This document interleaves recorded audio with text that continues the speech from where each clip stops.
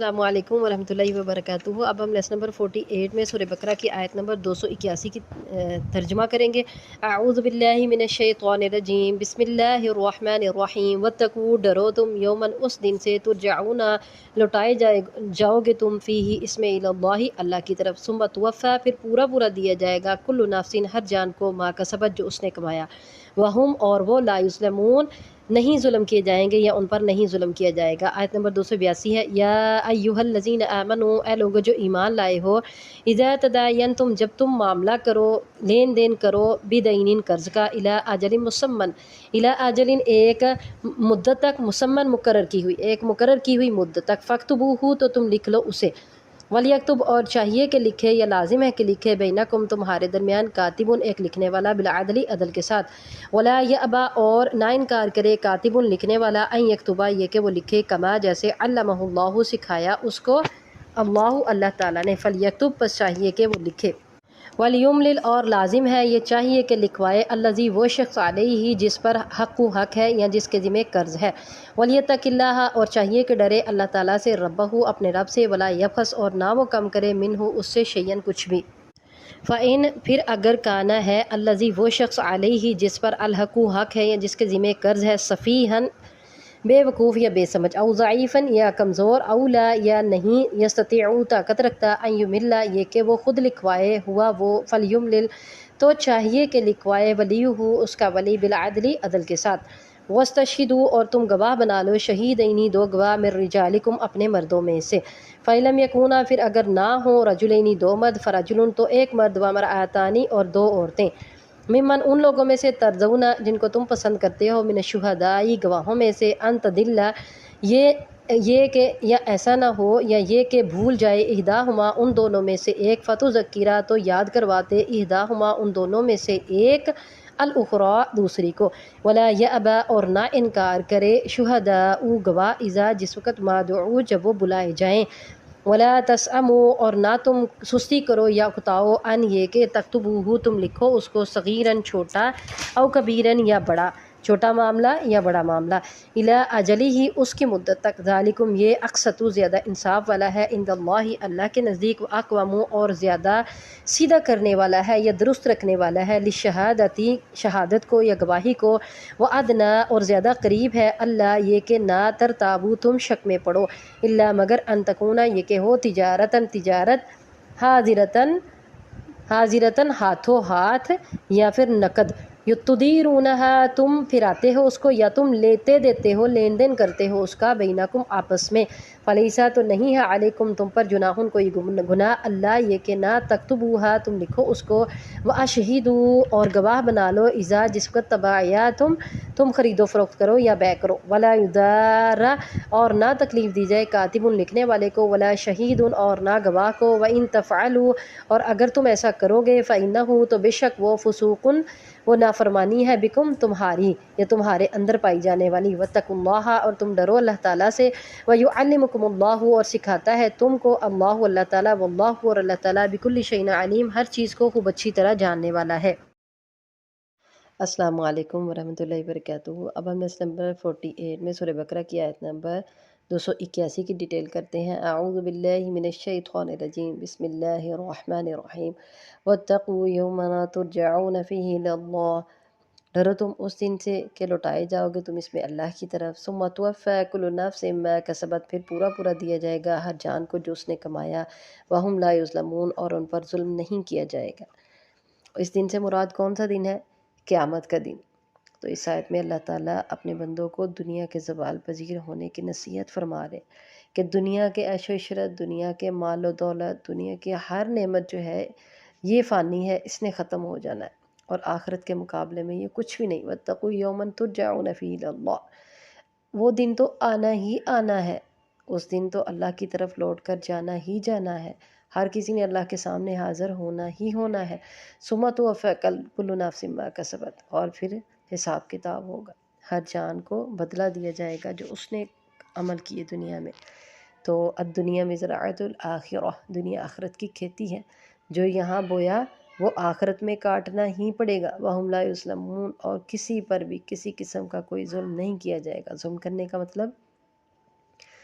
کہ اگر اس کی نیکیاں زیادہ ہیں تو اس کو ان کی نیکیوں کا ثواب کم نہیں ملے گا، یعنی اس طرح کا اس کے اوپر کوئی ظلم نہیں ہوگا، اور اگر اس کے گناہ کم ہے تو اس کے گناہوں کی اس کو سزا یا اس کا عذاب زیادہ ہوگا، ایسا بھی کوئی ظلم نہیں ہوگا، بلکہ اللہ تعالیٰ اپنی رحمت سے چاہے تو اپنے بندوں کو معاف کر دیں گے، گناہوں کی سزا ان کو زیادہ نہیں دیں گے ان کے گناہوں سے، اور نہ ہی نیکیوں کا ثواب ان کو کم دیں گے۔ تو اللہ تعالیٰ ہم سب پر اپنی رحمت کرے۔ اگلی آیت نمبر 282 میں اللہ تعالیٰ ارشاد فرماتے ہیں، یا ایھا الذین آمنوا اذا تداینتم بدین الی اجل مسمی فاکتبوہ، اے لوگو جو ایمان لائے ہو، اذا تداینتم بدین، جب تم معاملہ کرو قرض کے ساتھ، الی اجل مسمی، ایک وقت مقرر تک، فاکتبوہ، تو تم لکھ لو اس کو۔ اس آیت کو آیت دین کہتے ہیں یا آیت مداینہ کہتے ہیں، اور یہ قرآن کی سب سے لمبی آیت ہے۔ جب سود کو حرام کیا گیا تو قرض کا صحیح طریقہ بتانا ضروری تھا، تو اللہ تعالیٰ نے اس آیت میں قرض یعنی لین دین کا صحیح طریقہ بتایا۔ جیسے پچھلی آیت میں ہم نے سود کی حرمت کے بارے میں پڑھا، اور اس کے اوپر یعنی قرض دینے کے اوپر جو پیسے لیے جاتے ہیں وہ سود ہے، اس کے بارے میں پڑھا۔ تو اب اللہ تعالیٰ نے صحیح طریقہ بتایا کہ کس طرح سے سود جو ہے وہ قرض دینا ہے، سود سے بچنا ہے، قرض دینا ہے اور لین دین اس کا کرنا ہے، تاکہ سود سے بھی بچا جا سکے اور کسی کو کوئی نقصان بھی نہ ہو۔ قرض کا لین دین کرتے وقت 3 باتیں ضروری قرار دی گئیں۔ ایک کیا ہے؟ اسے لکھنا، اذا تداینتم بدین الی اجل مسمی، ایک وقت مقرر، فاکتبوہ، اور ایک اس کو لکھنا۔ ایک وقت مقرر کرنا، مدت مقرر کرنا، اس کا تعین کر لینا، اور دوسرا اسے لکھ لینا، اور آگے ہم پڑھیں گے، اور تیسرا گواہ بنا لینا، اور گواہ کس طرح کے وہ بھی ہم آگے اگلی آیت میں انشاءاللہ پڑھیں گے۔ تو اللہ تعالیٰ ارشاد فرماتے ہیں کہ یہ 3 چیزیں ہیں جن کا اہتمام کرنا چاہیے، 3 باتوں کا جب قرض کا لین دین ہو۔ وَلْيَكْتُبْ بَيْنَكُمْ كَاتِبٌ بِالْعَدْلِ، اور چاہیے کہ لکھے ایک لکھنے والا عدل کے ساتھ، اور شرط کیا ہے کہ وہ عدل کے ساتھ لکھے، کوئی کمی بیشی لکھنے میں نہ کرے جس سے قرض دینے والے کو یا قرض لینے والے کو کوئی نقصان ہو۔ وَلَا يَأْبَ كَاتِبٌ أَن يَكْتُبَ كَمَا عَلَّمَهُ اللَّهُ، اور نہ انکار کرے کاتب لکھنے والا یہ کہ یکتبہ لکھے وہ کما علمہ اللہ، جیسے اس کو سکھایا اللہ تعالیٰ نے۔ لکھنے والا بھی لکھنے سے انکار نہ کرے، کیونکہ یہ اللہ کا حکم ہے، اور پھر اس سے معاملات میں آسانی پیدا ہوتی ہے۔ بعض اوقات بھول جاتا ہے انسان اور نہیں یاد رہتا کتنا لیا کتنا دیا۔ چھوٹے چھوٹے معاملات میں بھی اکثر کسی سے کچھ لیتی ہوں، دیتی ہوں۔ ابھی پیچھے گندم خریدی، میں نے پہلے بھی آپ کو ایک بات بتائی تھی، اپنی ہی بہن سے قرض لیا،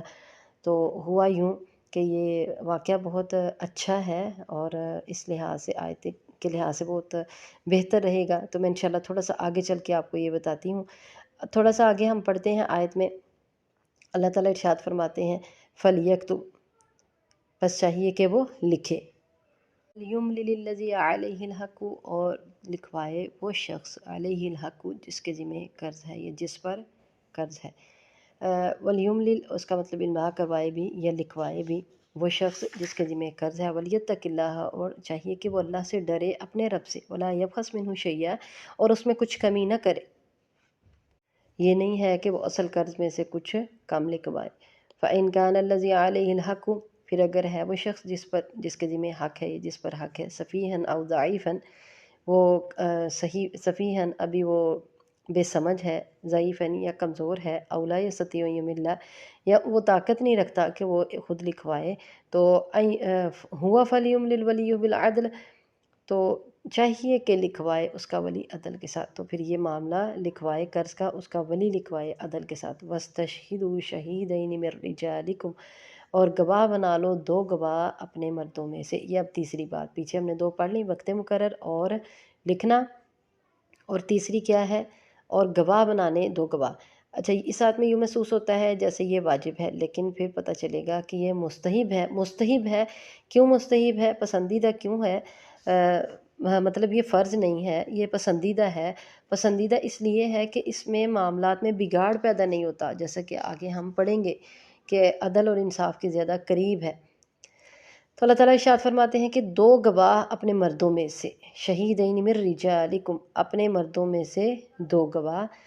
फ़इल्लम यकूना रजुलैनी, फिर अगर ना हो दो मर्द, फ़रजुलुन व इम्रअतानी, तो दो औरतें। कितने गवाह बनाने हैं? दो मर्द। और अगर दो मर्द नहीं है तो एक मर्द और दो औरतें, मिम्मन तरदौन मिन शुहदाई, उन लोगों में से जिनको तुम पसंद करते हो, मिन शुहदाई, गवाहों में से। अच्छा, पहले तो ये बात करते हैं कि किनको पसंद किया जाता है गवाहों में से, यानी जो दयानतदार हो, अमानतदार हो, वो दयानत के साथ काम करे और ईमानत के तौर पर अपने पास रखे, अखलाकी एतबार से भी दुरुस्त हो, काबिल एतमाद समझा जाता हो, या वो औरत भी ऐसी हो, मुसलमान हो, आकिल हो, बालिग हो, फ़राइज़ का पाबंद हो और कबीरा गुनाहों से बचने वाला हो। ये सारी खसूसियात जिसके अंदर होंगी। और फिर देखें, बाज़ औक़ात तो कुछ लोग पहले झूठी गवाही देते हैं, तो वो तो फिर झूठा है ना, तो सादिक भी हो। तो ऐसे लोग जो कबीरा गुनाहों से बचते हों, झूठी गवाही देना वैसे भी कबीरा गुनाह है, तो कबीरा गुनाहों से बचने वाले हों, उनको गवाह बनाना है। अब यहाँ एक बात हमने पढ़ी है कि दो मर्दों को गवाह बनाना, यानी इसमें लिखने पढ़ने के मामले में दो गवाह भी साथ होने चाहिए, कर्ज़ के मामले में दो गवाह भी हों, जहाँ लिखत पढ़त होगी और जहाँ साथ वक्त मुकर्रर भी होगा कि फ़लाँ तारीख़ तक हम ले रहे हैं, फ़लाँ तारीख़ को हम देंगे, वहाँ साथ दो गवाह भी होंगे। अगर दो गवाह मर्द नहीं हुए, जो मर्द ये जिनकी खसूसियात हमने अभी पढ़ी हैं, जिनके अंदर ये खसूसियात होंगी, पहली तो मुसलमान होना है और उसके बाद बाकी खसूसियात। तो अगर ऐसे दो मर्द नहीं होंगे, एक मर्द होगा उस वक़्त मुयस्सिर, तो फ़रजुलुन व इम्रअतानी, तो दो औरतें गवाह बना ली जाएँगी साथ। लेकिन अब ये दो औरतें क्यों गवाह बनाई जा रही हैं? अन तदिल्ल इहदाहुमा, ये कि भूल जाए उन दोनों में से एक, फ़तुज़क्किर इहदाहुमल उख़रा, तो याद करवा दे उन दोनों में से एक दूसरी को। इसके बारे में अब यहाँ मैं अपनी बात करूँगी। अपनी ही बात इसलिए करूँगी कि इंसान के हर किसी के साथ ऐसे मामलात पेश आते हैं, तो हम इसको अपने से बाइद ना समझें कि हमारे साथ ऐसे मामलात नहीं पेश आते। मुझे गंदम ख़रीदना थी, उस वक़्त पैसे नहीं थे, तो मैंने बड़ी बाजी से कहा कि आप मुझे कुछ पैसे भेज दें, कुछ हमारे पास हैं, कुछ कम हैं थोड़े से। उन्होंने कहा ठीक है। तो उन्होंने पूछा कितने? तो मैंने अंदाज़न उन्हें कहा कि चंद हज़ार, मतलब 15,000 तकरीबन, इतने मैंने उनसे कहा कि हमें ज़रूरत होगी, इतने तक ज़रूरत होगी। तो उन्होंने भी कहा ठीक है। वो अब मेरे एक भाई थे, बहनोई, वो उनके घर में आते जाते थे, तो उनसे मैंने कहा कि आप उनसे ले लें पैसे, लेकिन हमें ज़रूरत पड़ी कम की, यूँ लगा लें, मेरे जहन में जो आ रहा है शायद 12 की हमें ज़रूरत पड़ी। तो भाई को कहा कि आप उनसे 12 ले लें, जितने भी लेंगे वापस तो खुद ही करने हैं। उन्होंने 12 उनसे ले लिए। अब वो बाजी के जहन में यही बात रह गई कि मैंने 15 मांगे थे, और मेरे भी जहन में ये था कि मैंने 12 ले लिए हैं, मतलब मुझे तो ये था ना, हमने 12 ले लिए। जब वापस करने थे उतने टाइम तक मेरे जहन में दो चीज़ें जो है ना वो मिक्स हो चुकी थी, दो बातें, कि 15 मांगे थे और 12 लिए थे। तो बाजी को ये था कि 15 मांगे थे, और उन्होंने लिख भी उस वक़्त या बाद में, जब भी उनको याद आया उन्होंने 15 लिख लिया कि 15 लिए थे। अब यहाँ से पता चलता है कि हम दो औरतें थीं और दोनों ही, मैं कही जा रही थी, यानी इस बात पे बहस तो नहीं हुई, बहरहाल एक इंसान का एतमाद एक दूसरे से उठता नज़र आता है, और ये समझे कि दूसरे को हम, बाज़ औक़ात दिल में ये भी आता है कि ये कम क्यों कह रही हैं, या मैं ये सोच रही थी बाजी ज़्यादा क्यों कह रही हैं जबकि मैंने कम लिए हैं। तो लेकिन मुझे ये था कि मैंने इनको बताए ज़्यादा थे, उनके ज़हन में वही रह गए हैं। अब उनको ये था कि इन्होंने कहे ज़्यादा थे और ये कम क्यों कह रही हैं। तो इस तरह जो है ना वो इंसान के ताल्लुकात भी ख़राब होते हैं। बहरहाल यहाँ मैं आपको हिकमत बयान करूँ कि मर्द और औरत के मामलात की, तो अल्लाह ने दो औरतें क्यों कहा। तो हम दो औरतें थीं, हम दोनों परेशान थीं, तो फिर मैंने सोचा कि भाई जो पैसे लेके गए थे ना उनके घर से, जिनके हाथ से मंगवाए थे, उनको याद होगा कितने होंगे टोटल। तो उनसे कहा, तो उन्होंने कहा कि बाजी मैं तो 12,000 लेके आया था। फिर उनको भी तसल्ली हुई और मुझे भी तसल्ली हुई, क्योंकि लेके तो वही आए थे ना, हमारी तो फ़ोन पे ही बात हुई थी। तो भाई ने जब कहा तो फिर मुझे ये आयत याद आई, मैंने कहा अल्लाह कुर्बान जाएँ अल्लाह ताला के मामलात, और देखें कुरान, हमारी सोच भी वहाँ तक नहीं पहुँचती जहाँ अल्लाह ताला वो हुक्म नाज़िल फ़रमा देते हैं, और हम बाद में सोचते हैं कि हाँ ये बिल्कुल ठीक है। तो एक मर्द ने याद रख लिया सही तरह, और हम दोनों औरतें भी परेशान थी इस बात पे। तो अल्लाह ताला की हिकमतें हैं हर काम में। तो अल्लाह ताला इरशाद फरमाते हैं, फ़तुज़क्किर इहदाहुमुल उख़रा, तो याद करवा दे उन दोनों में से एक दूसरी को। वला यअब शुहदाउ, और ना इनकार करें गवाह, इज़ा मा दुऊ, जब उन्हें बुलाया जाए, यानी गवाह को जब गवाही देने के लिए बुलाया जाए कि तुम्हारे सामने कितने पैसे दिए गए थे, कितने लिए गए थे, तो वो इस बात से ना मुकरें और ना वो जवाब दें, ना वो इनकार करें। वला तसअमू अन तक्तबूहु सगीरन औ कबीरन इला अजलिही, और ना तुम سستی کرو یا کاہلی کرو یہ کہ لکھو تم اس کو چھوٹا یا بڑا ایک وقت مقرر تک۔ تو بہرحال ذالکم اقسط عند اللہ، یہ زیادہ انصاف والا ہے اللہ کے ہاں اس کو لکھ لینا زیادہ انصاف والا ہے اللہ کے ہاں، وَأَقْوَمُ لِلشَّهَادَةِ، اور زیادہ سیدھا کرنے والا ہے گواہی کو، وَأَدْنَىٰ أَلَّا تَرْتَابُوا، اور زیادہ قریب ہے یہ کہ نہ تم شک میں پڑو، إِلَّا أَن تَكُونَ تِجَارَةً حَاضِرَةً۔ یہاں سے بات آگے دوسری تجارت پہ آ گئی، تو یہ پیچھے تک دیکھیں، اس کے اندر اللہ کی حکمتیں ہیں کہ یہ زیادہ قریب ہے اللہ کے ہاں انصاف کے لحاظ سے بھی، اور گواہی کو سیدھا رکھنے والا بھی، اور شک میں بھی نہ پڑے انسان، تو لکھ لینا بہتر ہے۔ اب یہاں مجھے اپنے معاملے سے یہ بھی بات سمجھ میں آئی کہ ہمیں اس کو لکھنا چاہیے تھا، مجھے اسی وقت لکھنا چاہیے تھا۔ بہرحال الحمدللہ وہ معاملہ کلیئر ہو گیا، اللہ نے کر دیا۔ نہ بھی ہوتا تو چلو 2-3 ہزار کی کوئی بات نہیں تھی، وہ چاہے میں زیادہ دے دیتی یا باجی چھوڑ دیتی، الحمدللہ اللہ نے محبت تو رکھی ہے نا دلوں میں۔ بہرحال یہ تھا کہ شک تو پیدا ہوا نا، جیسے اللہ نے قرآن میں کہہ دیا اللہ ترتابو، یہ کہ نہ تم شک میں پڑو۔ تو اللہ کے ہر کام میں بڑی حکمتیں ہیں، ہم سوچتے بعد میں ہیں۔ تو جب بھی اپنے کسی بہن بھائی سے، سگے بہن بھائی سے بھی لین دین کریں نا، تو کوشش کریں اس کو لکھ لیں اور گواہ بھی ہو، موجود ہو، یہ بات بڑی اہم ہے۔ تو بہت سے معاملات میں ہمیں یہ پیش آتا ہے، پہلے ہم اس کو عام چھوٹا سا سمجھتے ہیں، اور یہ بھی بہن بھائی سمجھتے ہیں دیکھو یہ میرے اوپر اعتماد نہیں کر رہے، تو اس بات میں شرمندگی بھی محسوس کرتے ہیں بعض لوگ، بعض اوقات ہم لوگ کرتے ہیں، بعض اوقات دوسرے ہمارے بہن بھائی کرتے ہیں، لیکن اللہ کے قرآن میں اس کو شرمندگی نہیں کہا گیا، اللہ کے قرآن میں اس کو کہا گیا ہے ذالکم اقسط عند اللہ وَأَقْوَمُ لِلشَّهَادَةِ وَأَدْنَىٰ أَلَّا تَرْتَابُوا۔ تو اللہ کے قرآن ہم سب لوگوں سے زیادہ سچا ہے، اور اللہ کا قرآن ہی سچا ہے۔ آگے اللہ تعالیٰ ارشاد فرماتے ہیں اِلَّا أَن تَكُونَ تِجَارَةً حَاضِرَةً، مگر یہ کہ ہو تجارت ہاتھوں ہاتھ، یعنی نقد و نقد، تُدِيرُونَهَا بَيْنَكُمْ، تم پھراتے ہو اس کو آپس میں، فَلَيْسَ عَلَيْكُمْ جُنَاحٌ، تو نہیں ہے تم پر گناہ، اللہ تکتبوها، یہ کہ نہ تم لکھو اس کو، یعنی اگر تجارت اسی وقت ہوئی ہے، لین دین اسی وقت ہو گیا ہے، چیز لے لی دے دی، تو پھر اس وقت نہ بھی لکھا جائے تو پھر کوئی بات نہیں ہے۔ وَأَشْهِدُوا إِذَا تَبَايَعْتُمْ، لیکن گواہ بنا لو اِذَا تَبَايَعْتُمْ، جب تم بیع کرو، یعنی بیع کرنے میں گواہ بنا لو، اور اگر ہاتھوں ہاتھ اسی وقت پیسے کا لین دین ہو گیا تو پھر کوئی مسئلہ نہیں ہے۔ اور یہ مستحب ہے کہ تم گواہ بنا لو جس وقت بیع کرو، گواہ ہوں، چاہے لکھا نہ جائے لیکن گواہ موجود ہوں، یہ مستحب ہے۔ وَلَا يُدَارَ كَاتِبٌ وَلَا شَهِيدٌ، اور نہ تکلیف دی جائے کاتب کو، لکھنے والے کو، اور نہ گواہی دینے والے کو۔ تو کاتب کو تکلیف دینا یہ ہے کہ یہ معروف اور مجہول دونوں معنوں میں اگر کریں تو الگ الگ سے اس کا ہو جائے گا۔ تو کاتب کو تکلیف دینا کیا ہے، لکھنے والے کو نقصان پہنچانا کیا ہے کہ ان کو ان کی مشغولیت کے وقت تنگ کر کے بلایا جائے، یا پھر گواہی دینے والے کو، شہید کو یعنی گواہی دینے والے کو خوف زدہ کیا جائے، غلط شہادت دینے پر مجبور کیا جائے۔ اور اگر ہم اس کو معروف معنی میں لیں تو پھر اس کا مطلب یہ ہوگا کہ لکھنے والا نقصان پہنچائے اور نہ گواہ، مثلا لکھنے والا غلط بات نہ لکھے، اور کہ صاحب حق یا مقروض کو نقصان پہنچے، جس سے کا قرض لینے والے کو یا دینے والے کو کوئی نقصان پہنچے، اور گواہی دینے والا غلط گواہی نہ دے کہ اس میں ہیر پھیر کرے۔ تو معروف اصل میں یہ لکھا مجہول ہے، تو اس کا مجہول بھی ترجمہ ہوگا، ولا یزارا، اور نہ تکلیف دی جائے۔ وَإِن تَفْعَلُوا، اور اگر تم کرو، فَإِنَّهُ فُسُوقٌ بِكُمْ، تو یہ نافرمانی ہے تمہاری، فسوق بکم،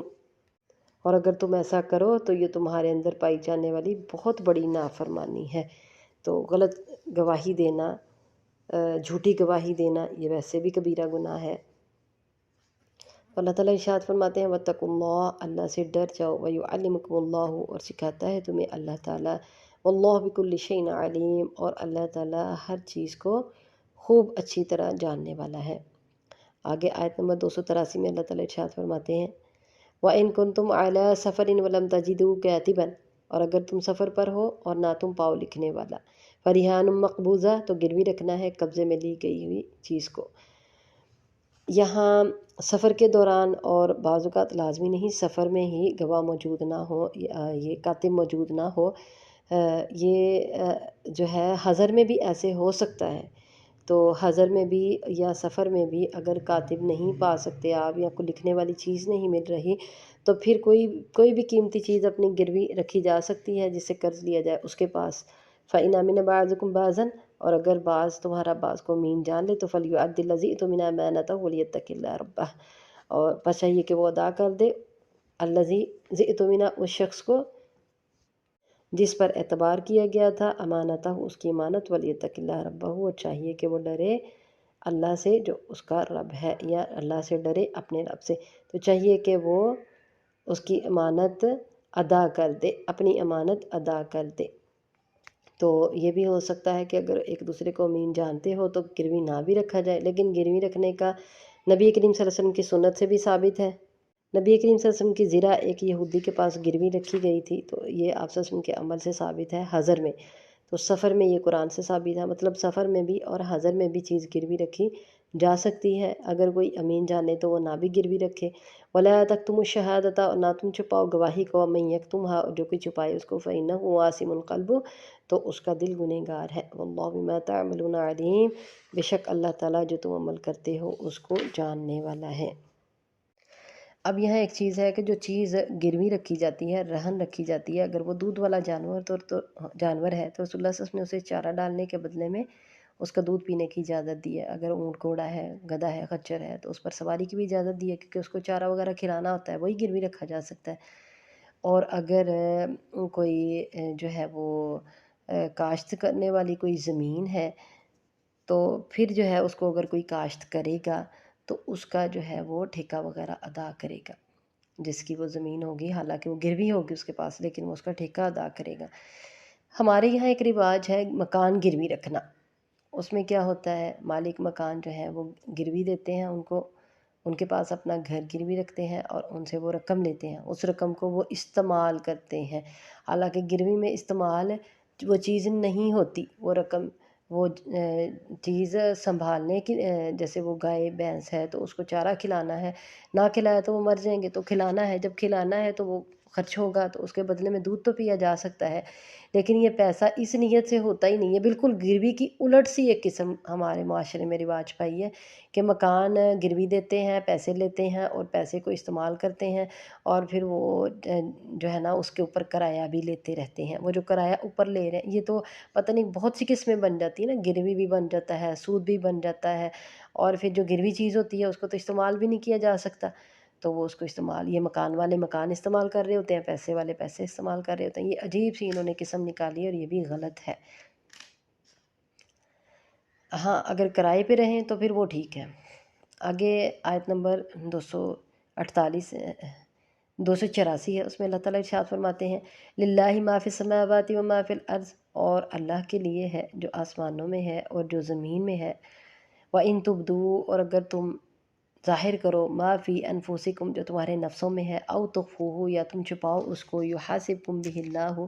حساب لے گا تم سے اس کا اللہ تعالیٰ، فیغفر، پس وہ بخش دے گا، لمن یشاء، جس کے لیے چاہے گا، ویعذب، اور وہ عذاب کرے گا، من یشاء، جس کو چاہے گا، واللہ، اور اللہ تعالیٰ، علی کل شیء قدیر، ہر چیز پر قادر ہے۔ ہر چیز کا مالک کون ہے؟ اللہ تعالیٰ، جو کچھ آسمانوں جو زمین میں ہے سب کا مالک، سب کا جو ہے وہ خالق اللہ تعالیٰ ہے، تو اللہ تعالیٰ ہر چیز کو جاننے والا ہے۔ اللہ تعالیٰ کہتے ہیں وَإِن تُبْدُوا مَا فِي أَنفُسِكُمْ،